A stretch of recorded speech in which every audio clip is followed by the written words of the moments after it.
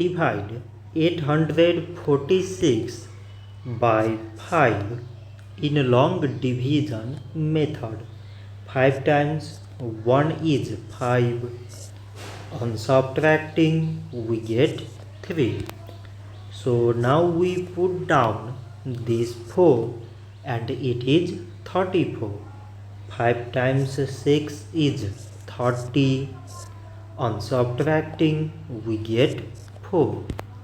So again we put down this 6 and it is 46. 5 times 9 is 45. On subtracting we get 1.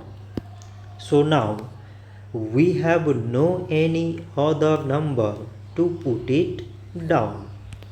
So we take here decimal, so that we put 0. So it is 10 and 5 times 2 is 10. On subtracting we get 0. So 846 divided by 5 is 169.2. So this much for today and thanks for watching.